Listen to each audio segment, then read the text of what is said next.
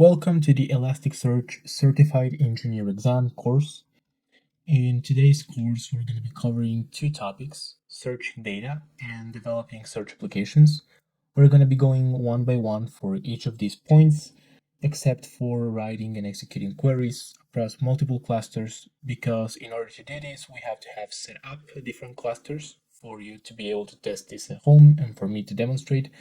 So this point specifically, we're going to leave that for the last video of this course, which is going to be about cluster management. Okay, so for this course, we always want to start with Kibana, and specifically we want to go to the home page. So we click on Elastic over here. We want to click on Try Sample Data. Then we click Other Sample Datasets, and we want to install all of these sample data.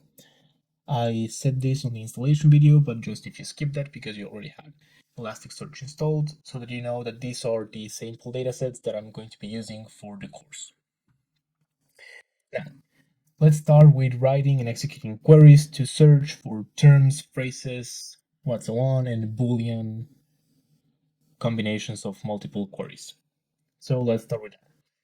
In order to do this, we're going to be going to Kibana, then clicking here on the side menu, we want to go down to Management and go to DevTools.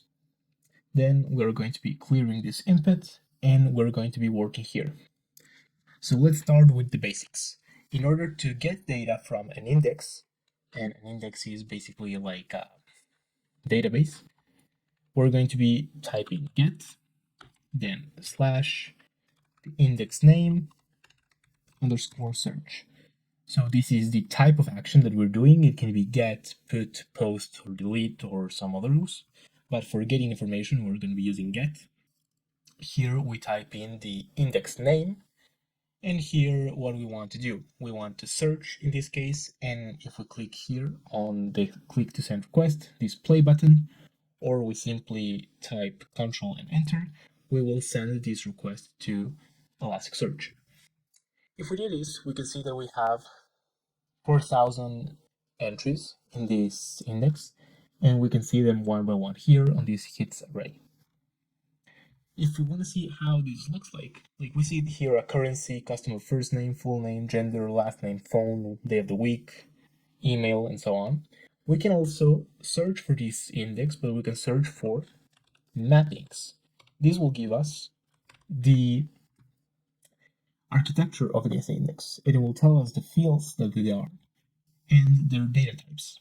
So customer is text, full name is text, gender is a keyword, the ID is a keyword, and the day of the week underscore I is an integer.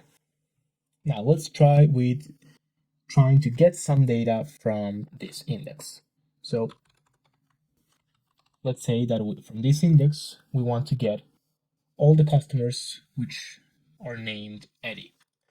So in order to do that, we can make a simple match query. This is the first query that we're going to be working on, and it works like this. We type query, then we type match, then here we type the field, which is going to be customer full name,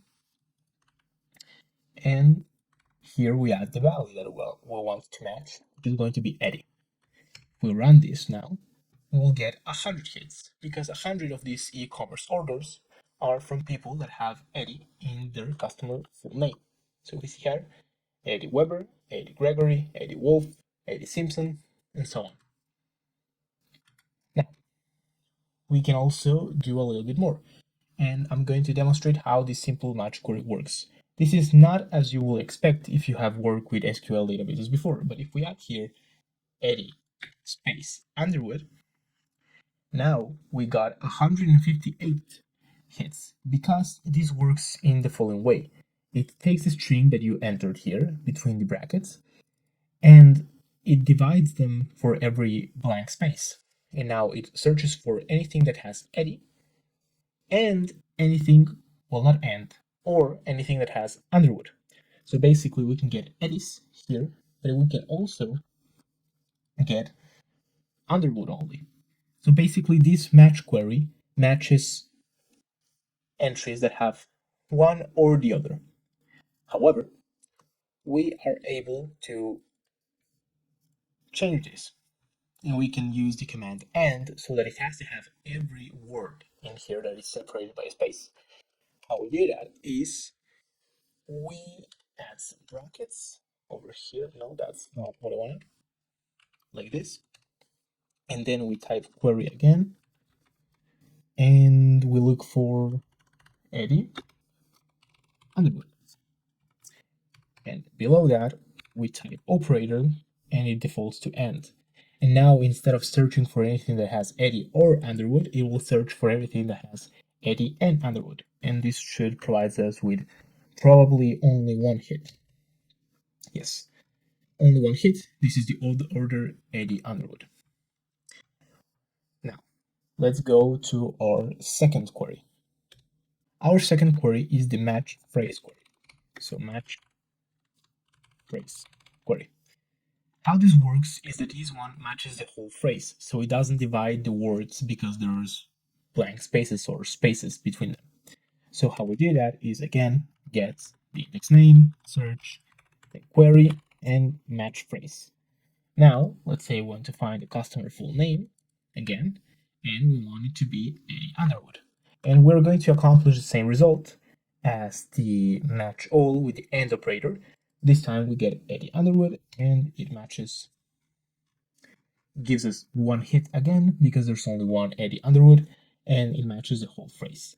So this is pretty much the same as match all, but it doesn't tokenize the words in the string that you put it. The next query we're looking at is the term query. The term query is useful for exact matches. So if you're searching for an ID or for a specific client with an email, which most of the time does not repeat inside of a database, the term query is useful. So let's just first look at the data and see what we're looking for. And let's use the email this time. So we type all these term queries, which looks something like this. Then we replace the field for email and we search exactly for Eddie Underwood family.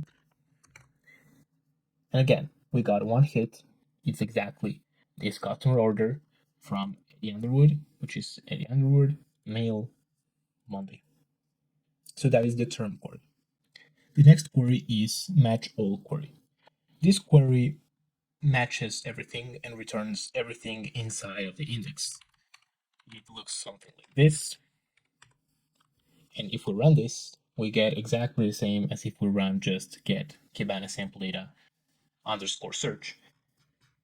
This query has some uses, and we're going to be going through these uses later on. Sometimes if we want to run some aggregations or filters, we can do it inside of the match all query or alongside of it. But for the time being, this query returns everything. However, it can be useful in the future, and we're going to be covering that on later videos or later on in this video. Now we're going to be looking at Boolean queries.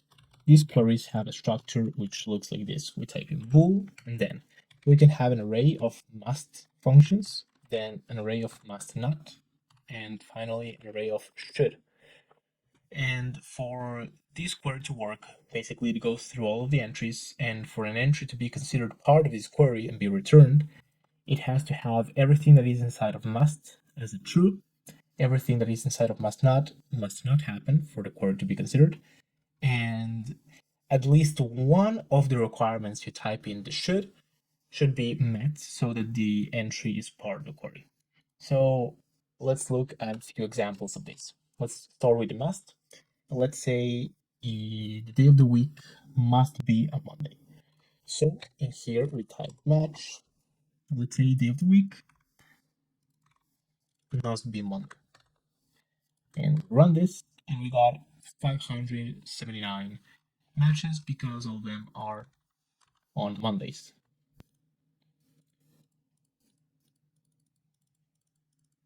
As we can see, all these are Monday. Now, since this is an array of requirements that we want, we can add something else. Let's say we also want the customer gender to be equal to male. So now, after this match, we can add another match, which is going to be customer gender equal to male. And now we went from 500 and something to 259. That's good. So now both of these requirements must match for the entry to be returned in the query. Let's say now we change this to should. Now only one of these has to be met. Only one of these has to be true for the entry to be returned. So now we get 2,500 returns because it's either mail or it's on Monday or both. And that's how it should work. And if we now change this to must not, it returns us everything that it's not from a male customer and that was not made on a Monday. You can see they're all female and this was made on a Sunday. Let's go day of the week. Sunday, female. Sunday, female. We'll use Tuesday, female. Thursday, female. And that's how the Boolean queries work. You can also use more of these. You can add after the must not, you can add should, and after this you can add must, and so on. You can combine them however you want. The next one is the range query. The range query allows you to search for ranges, which can be either numbers or dates. So if you look at the e-commerce data, you can see that an order after the products has a taxable total price, which here came to be $36.98. So if we want, we can make a query that's going to be a range query where we search for the field taxable total price. Let's say here we put greater than, so it has to be greater than 30 and lesser than, so it has to be below 38 we can put. And now we got 400 orders, which include this Eddie Underwood order that have a taxable total price of between 30 and 38. 37, 36, 36, 31, 35, and so on. We can also do dates on here. In order to do a date, we will choose some field that is a date, like order date. We'll change the field name to be order date. And we simply match the format in which the date is provided here. Elasticsearch allows for a variety of date formats. But in here, we're just going to be copying the 23rd of June from 2025 and put it on greater than. Okay, I didn't copy this. And string. So we can just ignore the specific time of it. And if we did it, we now get 900 orders, which all are supposedly after June 23rd. 23rd, 23rd, 24th, 25th, 28th, 28th, 27th, and so on. The next query is the filter query. The filter query is generally used alongside another query. So how we make a filter query is we make a query and we add a main query, which for this purpose, for this example, is going to be a Boolean query with must. And this must is going to be a match where we want to find the customer full names that are Eddie. Now, after this, we're going to add a filter. And this filter can be whatever we want. So basically another query where let's say that we want all the Eddies that made an order after the 23rd of June. So we make a range query with order date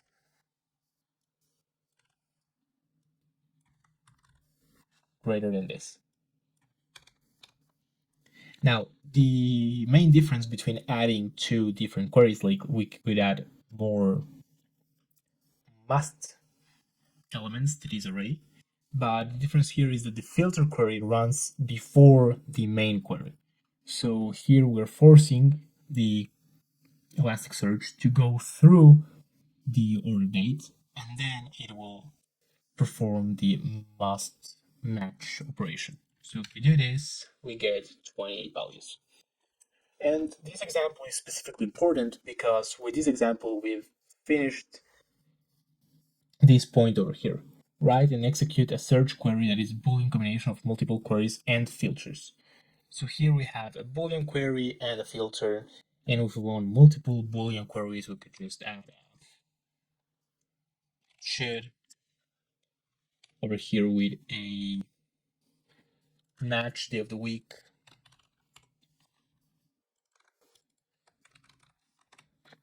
Monday, and now we have multiple Boolean queries with a filter, and we've completed this point, and now you know how to do this and to combine them. So one point is off, and don't worry, I know it's been about quite a while since this tutorial started, but the rest of the points are going to be quite easier, and there are not many queries that we need to go through. Now we have ID queries. ID queries are for us to search through IDs. What we do here, let's say we want to find this entry, which has the ID, this ID. The simplest way for us to do that is to type in here doc and then slash, and in the same line, add the ID. And now we get only this exact document with this ID. Now, maybe we don't want to do that. Maybe we want to find a few documents with different IDs in a better structured query. So what we do there is we make this kind of query. So let's just do this, and we get this ID as a value, and then we can add another ID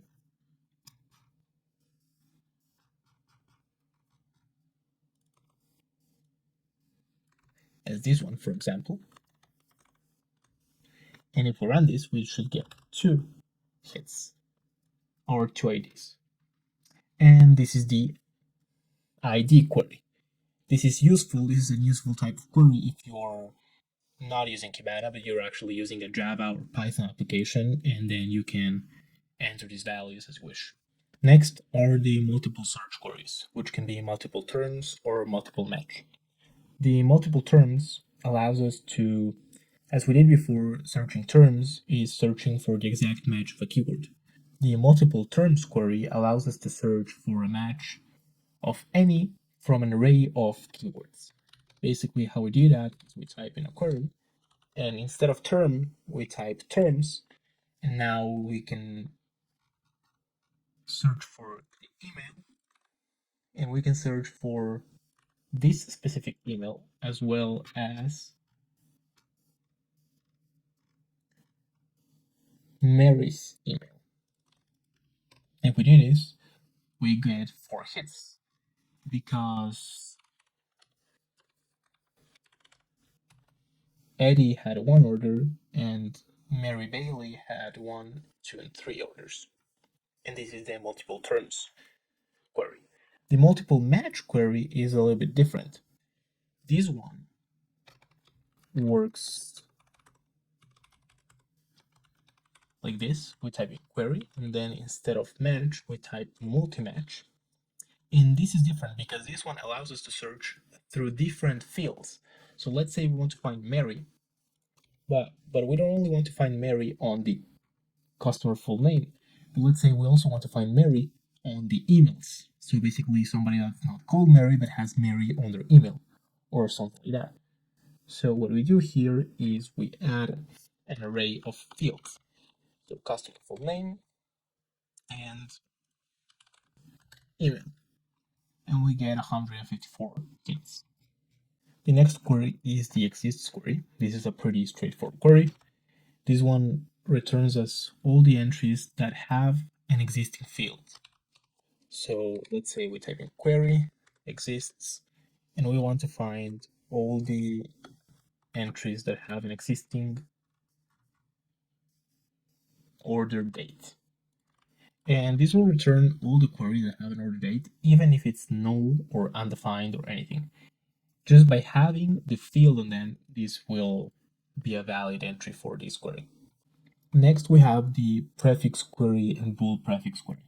This query allows us to search in a field for something that starts with a prefix, as you can imagine. And how you make one of these is query, prefix, then choose a field as customer full name.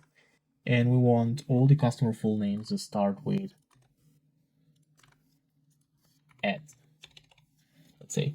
However, this query has a catch, and is that you cannot use capitalized letters, otherwise it will not work. If you search for Ed, it will give us every customer full name that starts with Ed.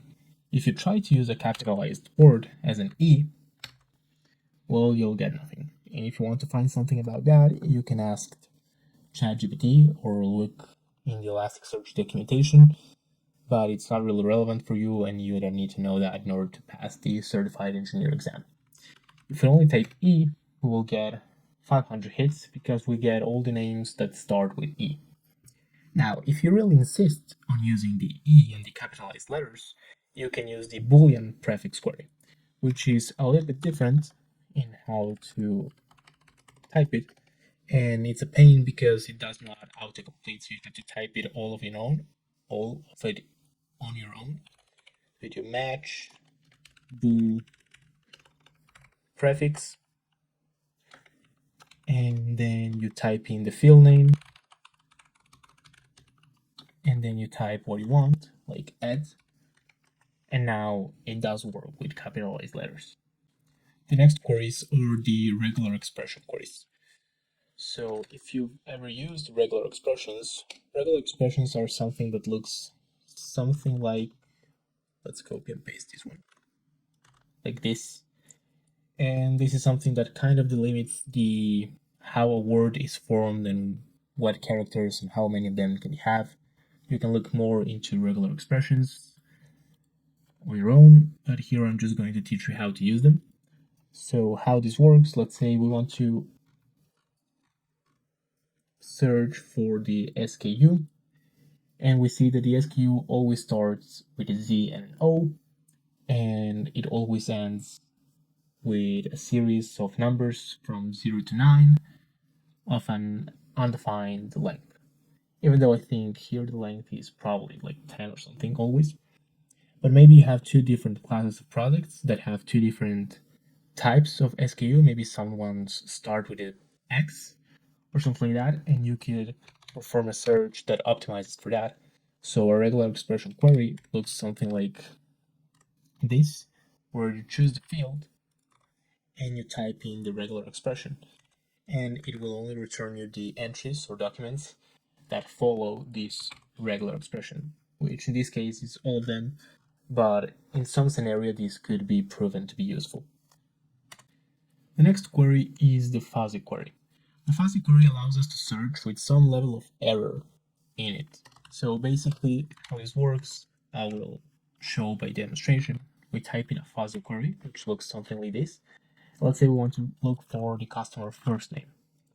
Then we add the value that we want it to have. And as you can see here, we have Wilhelmina. So we type in Wilhelmina and we get 170 matches. Now, this is a somewhat complicated name, so you might type it incorrectly without the H, for example. And as you can see, I removed the H and I did run this again, and I got 170 matches again, because the fuzzy query allows us to have some level of error and allow for a certain amount of different characters and that the results still pop off. So exactly how much, you can choose how much fuzziness you want by typing under value. You can type fuzziness and you can add a value which can be from 0 up to 2, and you can look that up here in the documentation. You basically go to the Elasticsearch documentation, which is going to be available throughout your exam. You type in fuzzy, you can search for fuzzy query, it explains you how it works. And you can also search for fuzziness and see the values that you can have. So 0 is the least fuzziness that you can have. If we type in 0, we will get no results. If we type in 2, we will get all the results. And this is kind of how many mistakes it allows you, but it's not necessarily one character and two characters. It also depends on the length of the word or the string that you want. But you can see that in the documentation, the exact amount of that is based on some Levenstein edit distance, which is not really necessary for your exam. Finally, we get to the named query, which is the last query we're going to be looking at on this course. This query allows us to add names to the results of the query. So in order to explain how this query can be useful, I'm going to be creating a Boolean should query, which will have a match of customer full name. It's going to be Eddie, and also another match where the day of the week is Monday. Now, if we run this, it will return documents that are either Eddie or where the day of the week is Monday. But in order to notice this, we should look at the results and search, well, this one is both. It has Eddie and Monday. And maybe this one over here is Eddie and it's Monday again. Well, let's search. And this one is Eddie, but it's not Monday. And for us to look at this, we will have to look for the customer first name and day of the week, which here we're lucky because they're both close to each other and we can look at that. But we can also do the following. We can change this and add some curly brackets and then add a query where we type Eddie. But also, after that, we can add a name where we name this query, which is going to be, the name is Eddie. And on here, we can do the same. We can add some curly brackets and add a query where it is Monday, but also add a name and then name this order was made on Monday. And if we run this, we get the same results. However, at the end of the entry, we get matched queries, and we know all the queries that this element matched, which is the name is Eddie, and their order was made on Monday. So instead of looking for each of the fields, we can just go to the end of the query and see, well, it matched this parameter and this one over here. For example, this one matched both, but this one matched only Eddie. This and all this matched only Eddie. At this point in the video, we have covered the two biggest topics of searching data. The rest of them are going to be pretty simple and they're going to be going a little bit faster than the previous ones. So let's start with asynchronous search. So let's start by explaining what an asynchronous search is. And an asynchronous search is something that you're doing when you have a really large dataset that will take a while to go through. So maybe you want to launch this search and then keep it going while you're doing other things on Kibana or Elasticsearch or your APIs. And then check it out when it's done. So how does this work? Let's delete all of this, clear the inputs, and for launching or creating an asynchronous search, instead of doing get, we're going to be doing post. Then we choose the index name that we want, and we launch. Let's first launch the search. So this is search, and this is the regular search that we have been seeing through in this whole video. We get the hits, took, and then an array of the hits. Now, an asynchronous search is made by typing here async search. And now we get some more data. We created an asynchronous search here, and we got its partial false, running false, start time, expiration, completion time in milliseconds. Now, this is because this asynchronous search and this data sample is so small that it got completed instantly. So what I'm going to do in order to simulate an asynchronous search that did not get through in 1 millisecond, I'm going to add here wait for completion equals 0. So this is going to wait 0 milliseconds before it gets us the result of the asynchronous search. So this asynchronous search now waited 0 milliseconds and it got us an ID. It's partial true, it's running true, start time, expiration time, and then hits 0 basically, because we gave no time for this asynchronous search to complete. So what it did, it created one asynchronous search that is saved in this index of asynchronous searches, and it gave us an ID. And then what we can do, now we use get, and we search for the asynchronous search index basically, and we type in slash and this ID. And now we search for this asynchronous search that we created. We got the ID, its partial is now false, it's running as false because it's completed, and if we look here, we got 4,000 hits, as we should have expected. Another thing that we can do, if we only want to check from time to time, we can check for asynchronous search and check for the status, and then for the ID, and now we just get the ID and the status that it is in, which is running at partial false. Then as we created this, something that we could do to keep some cleaning of the data, we can now delete this asynchronous search by the ID so that we don't clog everything up. These will probably have some automated way of doing this in whatever production scenario that you're working in with Elasticsearch, but here this is just showing you how to delete an asynchronous search. And then if we go here again and search for this asynchronous search, we'll get an error because we already deleted it. And just like that, we finished the asynchronous search topic. Now we're going to be learning how to write and execute a search that utilizes a runtime field. So a runtime field is a field that is generated and calculated during runtime. So let me explain this with an example. If we type get, this time I'm going to be using the sample data flights, not the e-commerce one. I'm going to be searching. So a field is any of these: flight number, destination country, average ticket price, and so on. These are all fields. A runtime field is a field that is going to be generated during this search and displayed here in the results, but it's not going to be saved to the index. So it's kind of a temporary field that you use in some searches. And let's say, for an example, we're going to be generating a field that is going to be the price per mile. So we're going to be taking the price and dividing it by the miles, and we're going to know exactly how much does it cost per mile every single flight. So how we generate a runtime field is by doing the following. We get these curly brackets and we type in runtime mappings. Here we have field, but this time, instead of replacing field with one of these, we're going to create the name of the new field that we're going to be creating. So we want to have price per mile.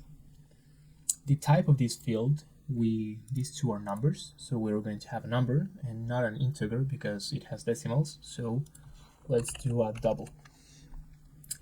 And on the script, here is how we determine the value of this field. The script is going to be made in Painless. So if you go to the Elastic documentation, you can type in Painless,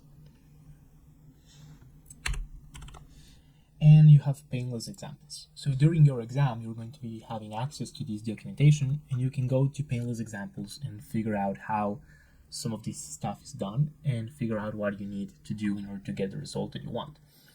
Painless is not that complicated. It's derived from Java, and you're not going to be having to do a lot of complicated, complex Painless stuff. The exam does not focus on that, but you can use these examples to have some guidance, or you can learn a little bit Painless on your own through whatever, looking at documentation or asking ChatGPT or whatnot. So just remember that you can go to the documentation and search for examples. For us, we're going to be typing the script, and now we're going to type in source, and here you add your script.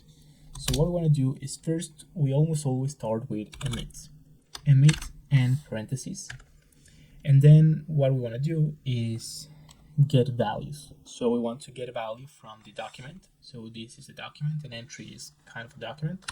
We type in doc, then some brackets, and inside the brackets some quotes, and then we want to choose average ticket price, and from the document and the field average ticket price we're going to type in that value. So we're getting the value from the average ticket price, which is going to be this number. Then we're going to be dividing this value by another value, which is going to be the distance miles. So we type in doc, brackets, quotes, and we type in distance miles, and again we type in dot value, and now we define the price per mile field, which is a runtime mapping field, and we can use it. In order for us to use this inside of the search, now that this is the definition part, we can now just add this part that's called fields, and our search is going to show up all the fields that we have listed here. So in our case, we just have price per mile. We type it in there, and now we get the search. And at the end of the hit, we get our fields parameter, which has price per mile, which came to 8 cents per mile. We can search for each one of these. We got 8 cents, 16, infinity, because this one had 0 distance miles divided by the 190. It does not cause an error, but you did get infinity, so you don't have to worry that much about whether or not some values are 0 or if you're going to be getting real values. It will just show up infinity and it will not break the query. And that's how we get runtime fields. Finally, to finish the searching data topic, we're going to be looking at aggregation, metric, bucket, and aggregations that contain sub-aggregations. In order to look at these aggregations, we're going to be looking at the Kibana sample data e-commerce. And the first thing we want to know is that an aggregation is something that summarizes and groups data based on a field that we choose here. So for our examples, I'm going to be choosing the taxable total price. So let's say I want to know the minimum taxable total price from all the orders, or the maximum one, or the average, how many different taxable total prices there are, or so on. So what I'm going to be doing is I'm going to be typing X, then the name of our aggregation, which is something that we choose ourselves. So I'm going to be typing this taxable total price details. I'm going to be making this aggregation type. We can choose from a few here, but I'm going to type in stat. And inside of here, I'm going to choose the field from which I want to make the aggregation, which is going to be taxable total price. And then I run the aggregation. Now, if I scroll down, all the way down, after all the hits that it shows me, I can see that the taxable total price has a 4,000 different prices. The minimum is 7, the maximum is 2,200, average is 75, and the sum of all the orders was $350,000. So this is the, let's say, the most basic aggregation. But then you can do each of these aggregations by themselves. So before doing that, as you saw, we just had to scroll all the way down to see our aggregations. What we can do is type here size 0 so that we don't see any of the hits and we only see the aggregations. And for this portion of the video, we're going to be doing size 0 so that we can focus on what the aggregations are. So let's say we only want to find the minimum taxable total price. We can change these stats to be min, and now we get 7. We can put here max, we get 2,200. We can type in average, and we get 75. Now, we can also do some stats, but this time extended stats. And this gives us even more information, more statistical information. However, these other aggregations are not cannot be used as individual aggregations. Therefore, variance, for example, is not part of the regular aggregations over here. Now, there is one more aggregation that I'm going to be showing you, and it is called, oops, this was field, and actually variance was supposed to be typed in there. Well, anyways, there is no variance aggregation, so that's the point. Now, there is one more metric aggregation that we can use, which is called cardinality. So if we get Kibana e-commerce, the cardinality tells us how many occurrences of a unique term there are. So if we go here and we know that email is a keyword, we can check how many different emails are there in these 6,000 orders. So how we do that is we make another aggregation that is going to be called cardinality of emails. Is going to be type cardinality and field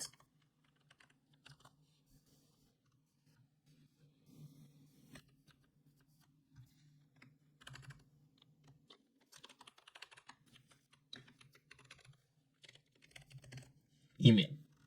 I don't know why it did not autocomplete there, but field email, and we know that there are 3200 different emails over here. That is it for the metric aggregations. Now we're going to be going through the bucket aggregations. So bucket aggregations, we have two types, which are date histograms and term aggregations. So let's say orders by day. So our aggregation is going to be called orders by day. It's going to be a date histogram aggregation. And one tip that I have for you is that you don't complete this, but you type it all over from scratch, and so it auto-completes for you. So we choose a field and an interval. Now, in order to know which fields this is, we have to know how is our date field called. So we get and we find which one is our date, and we can see that it is order date. So order date has a date as a value, so we choose order date as a field. And on fixed interval, let's leave it as 1 day, and we run this, and we get orders by day and buckets. And we can see we have 146 orders this day, 153 this one, and so on. In order to see the intervals and options that you have, you can go to the documentation and type date histogram aggregations, and here you can see all the options that you have. Calendar intervals from 1 minute to 1 year, and then fixed intervals from milliseconds to a day. Remember that you always have access to the documentation during the exam, so use it as much as you can. So this is the date histogram. Now we can also show you the terms aggregation, which is going to be again size 0 for commodity, and we're going to be grouping by email, and that's what this aggregation does. It groups by some terms. So we're going to be typing terms, and again we can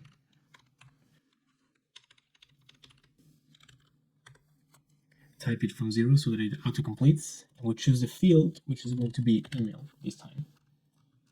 And as you can see, we get groups by email. So we know that Eliza Hansen appeared 7 times, Stephanie Hodges 7 times, and so on. Now, this aggregation works in the following way. It always, by default, shows you the emails by appearances in a descending order.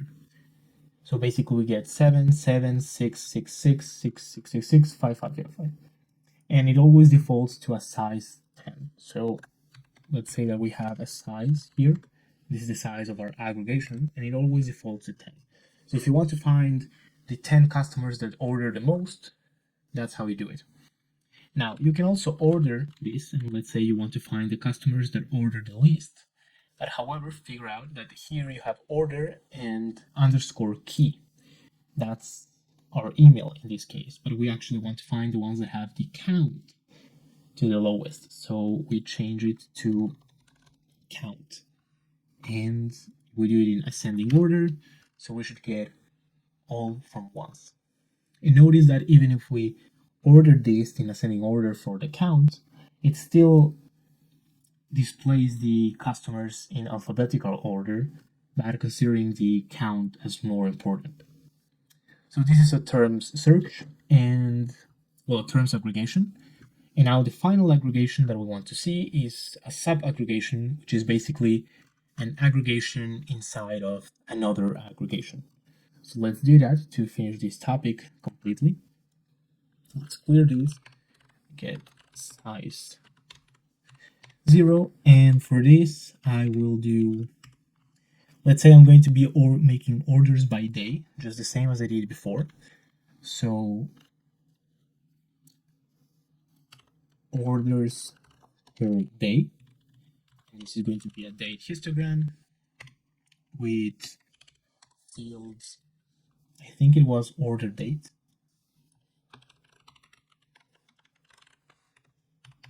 and on here we're going to have a calendar interval of a day.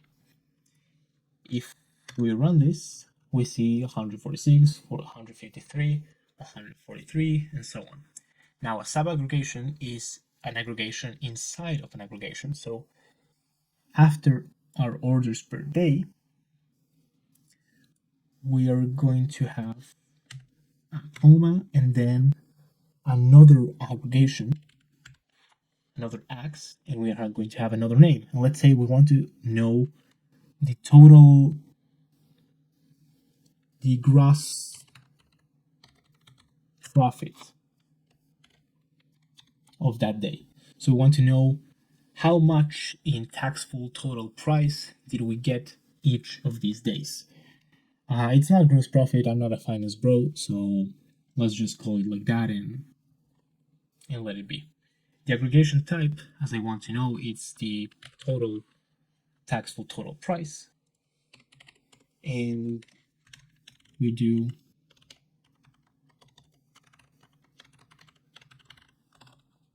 taxable total price. And now our aggregation has a sub-aggregation, and we can see that on this day we got 146 orders, and we got a gross profit of $10,000. And on this day, 10,000 again, 10,000 again. They're all pretty similar. Here we have 12, and so on. I was thinking about cutting the video there, but I just thought that I can do some more extra explanation to leave you better prepared for the exam. So on this example where we get the gross profit per day, we get 10,000 and so on, maybe because of the question that we get on the exam, we might have to order this based on our gross profit and not on the date. So that is possible to do actually in a sub-aggregation if we type on here order. And as you can see here is the field that we are ordering based on. So we can add gross profit in here and put it in descending order. And now we have our bucket aggregations ordered based on our sub-aggregation called gross profit. And that is one thing to know. Now, also, we can not only add one sub-aggregation, but we can actually add 3, or maybe more. I'm not sure, but you're probably not going to be using more than 3. So let's make an example about that. I'm going to be deleting that aggregation, and I'm going to be creating an aggregation that is going to be a 3-level sub-aggregation. So let's say I'm going to be ordering by week, so orders per week, and this is going to be a date histogram.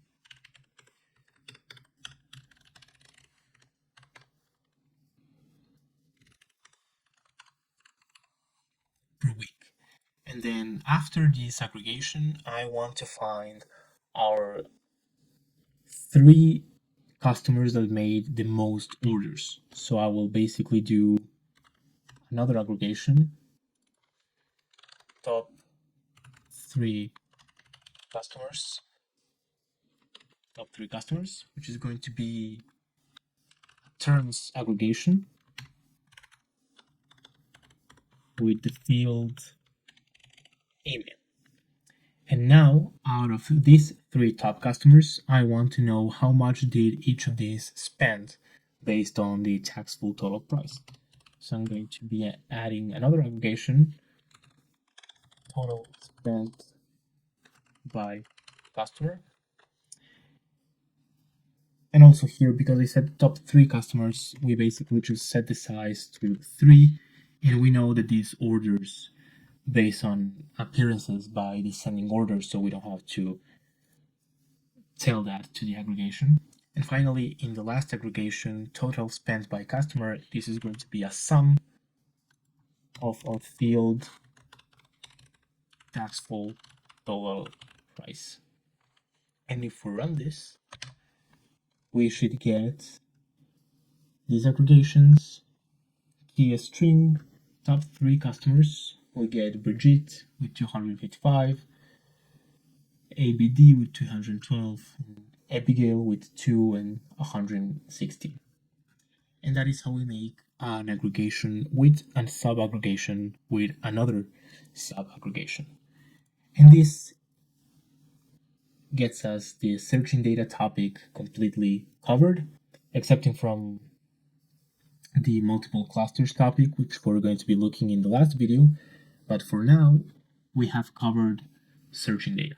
And now we're going to be looking at developing search applications, and these 3 should be pretty simple now that we understand the basics of searching.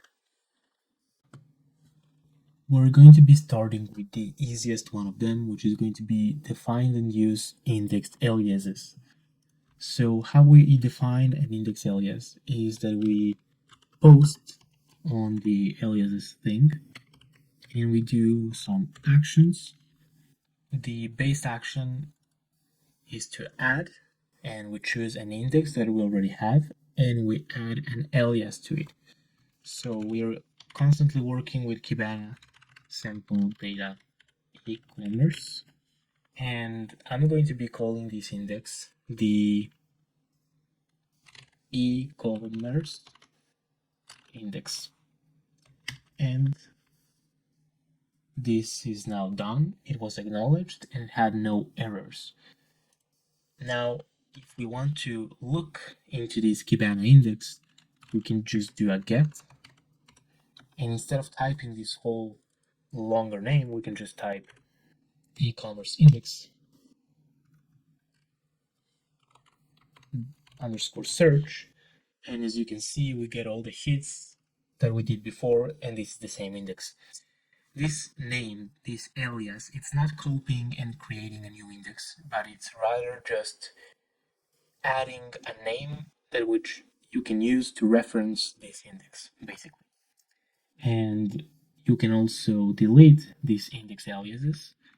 By that, you just add a comma here, and then you add a remove, and you just remove these alias. So now it's already added, we can remove it. We get no errors, and now if we search for our e-commerce index as we did before, it does not exist because we deleted it. So let's just change this to add, and we can now use this again for future references. So now that you know, in the rest of the tutorial, if I call e-commerce index, is the same Kibana sample data e-commerce. Now we're going to be going through sorting the results of a query by a given set of requirements. However, there is a point that is missing here. When I did this exam, which was about a month and a half ago, there was this point called highlighting. And highlighting is a whole thing. And I remember I had a whole question out of the 10 questions that was about highlighting. So I'm going to be showing you how to highlight, just in case there is still highlighting questions in the Elasticsearch exam. And don't worry, it's not easy, it's not difficult, it's pretty simple, but it can give you a full question worth of points. So let's get into highlighting. So let's say we make e-commerce index search. Let's say that we want to match. We have products here, and as you can see, there's a lot of products. You can have many products inside of this product array, and it's a little bit more difficult to look into, let's say, the base price or the product name, for example. You have to really look for it. So we could potentially highlight this product name so that it is easier for us to look if we got a match. Something similar to the named queries that we saw before. So how we do that is that we create a query, we match, and we want to match the products. And the product is an array, so you have to do products dot, and we're going to choose product name. Let's say denim dress. This is all clothing, so let's just type in shirt. Now we only get product name that has a shirt on it. And I can do Control F and search for this, but also I can highlight. So highlighting, after the query, we type highlighting here. And then we choose the fields, which is going to be the same fields that we used above, products, that product name. And now we can look in here and see highlight. And this highlight tells us that this entry, this document, had 2 times product that had shirt in the product name. And as you can see, we have a tag before the word that we looked for and a tag after. And we can choose exactly which tags these are. So we can do 3 tags and put 3 tag. And then we can also add a post tags, post tag. And now we can highlight, we can see the pre tag and the post tag. And during the exam, I remember I got a question where I had to exactly add a highlight with a pre tag and a post tag to a search. So if you get a question like this, it's pretty easy and it's some free points. Now that I've explained the highlights, I can go back and go to sorting. So sorting is really simple.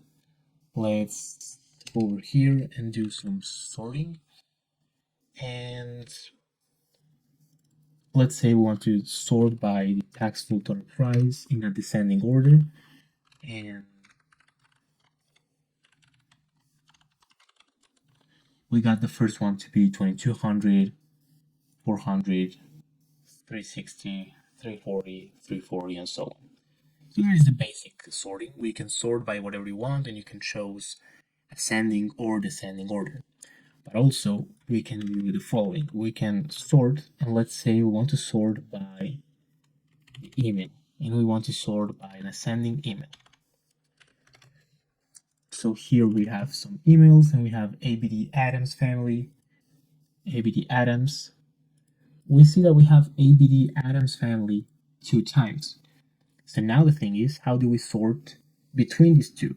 So as you can see, sort is an array. So you can simply just add another sort. And now maybe if the email is repeated, you can just sort by the tax full total price this time. And you can add an order that's going to be descending. So you know that the first order from ABD Adams has a bigger tax full total price than the second one, which has 21. So there's that. Now, you can also see maybe you want to sort based on the products, but that's kind of complicated because products is an array. So you can choose a mode in which to sort an array. Let's delete all this. Let's say we want to, oops, we want to sort based on products tax full price, and we want that in descending order. But we can also, as we can see that products have many products inside of them, we can choose mode. And for example, I can choose average. And now this is going to be sorting every single order based on the descending order of the average price from the products. As you can see, we have one here that is 1,000, and then 400, and 400 again, and so on. And if we go to the bottom of the list, we can see here products that are from 200 to 24 to and so on. So it's based on the average price from the products. And when you have an array, just like products is, you can use this mode in order to sort through it. And you can, if you need more information in for specific cases, you can just look in the documentation for sorting mode.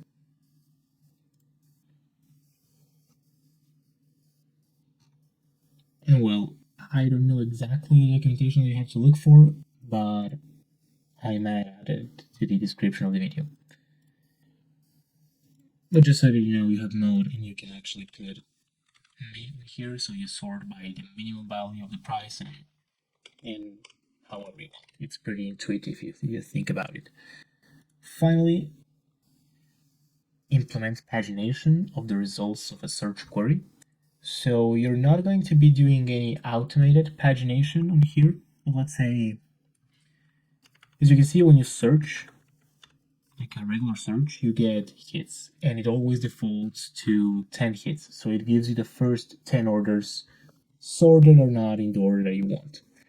Now you can change that by using size, as we did before when we did the aggregations. We had size set to 0, but we can also have the size set to 5 or just 1. And here we have only one order. And then pagination is basically just using a from. So let's say we got a size 10 and we do from 0. Basically we get the first 10 results. But then if we do this, like from the item number 10, we get the second 10 results. So we got from 10 to 20. And if we do from 20, we get from 20 to 30. And that's basically how it goes. And in the exam, if they ask you for a pagination question, what they're going to be telling you is to get a query from size so and so, let's say size 15, but you have to get exactly the results from 75 to 90. And that is basically a pagination question, which is not going to be a question by itself, but probably part of a larger question. And you don't have to worry about automizing this because that's not made in Kibana. If you want to automate pagination, it's because you're using Python or Java to connect to Elasticsearch, but you're not doing it here. Here you just do like one page at a time, and it's going to be completely based on the question. And just like that, we have completed this video, and you now know how to search data and how to develop search applications, which is a pretty interesting name. This sounds scarier, but as you can see, this is pretty easy. Then the next video is going to be about data management and indexes, and I'll see you there.